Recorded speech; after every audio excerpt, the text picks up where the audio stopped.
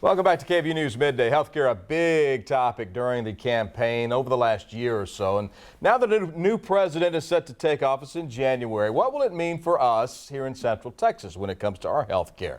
Kid Abney Spelce is Senior Director of Eligibility at Central Health. Thanks so much for being here today to discuss this topic that, there are a lot of questions as we head into a new year. So it's great to have you with us. Thank you. Thank you for having me. Absolutely. So how will the new president and the new Congress, for that matter, affect our health care locally here in Austin and Travis County? So there's been a lot of speculation about changes that might occur to the Affordable Care Act or funding of government programs.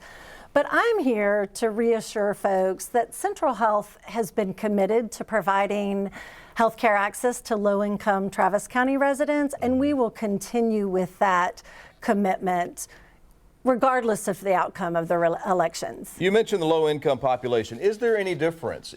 Are they going to see a big difference? They will not see a big difference. We continue to provide a program called the Medical Access Program, or it's also commonly known as MAP. And this is a program that folks enrolled can get access not only to their doctor, primary care, but that they can see a specialist or access the hospital services if needed, get their medications.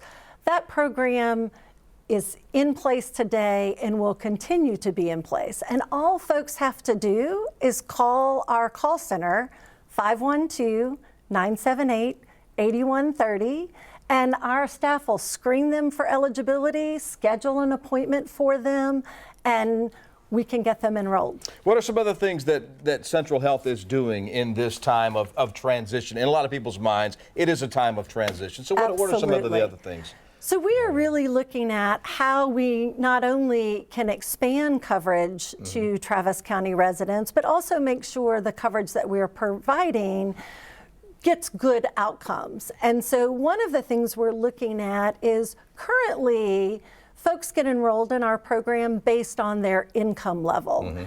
And we are really looking at understanding that health need is a big issue for people. And so we're going to start enrolling people based on their health status. So if you have 2 or more chronic conditions, you may be eligible for MAP, even though your income is a little bit higher than the current eligibility requirements. We know it's important for us to get you into care, get the medicines you need, and make sure you can maintain your health for the ongoing future. Well, it's huge for a lot of people now, especially. So open enrollment is going on for a lot of people now. What are some things that, as we finish up here, that they need to think about as this open enrollment period is here? So number one priority is open enrollment closes January 31st. So there is a time window that people need to act.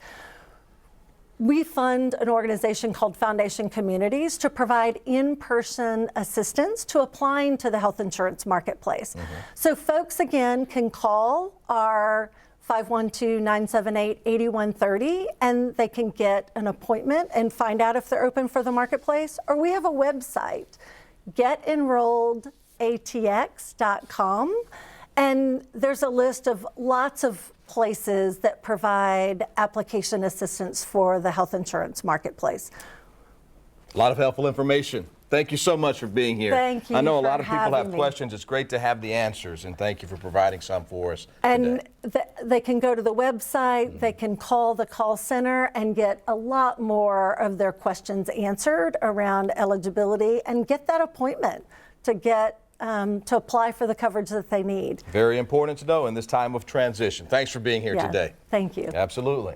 Severe weather.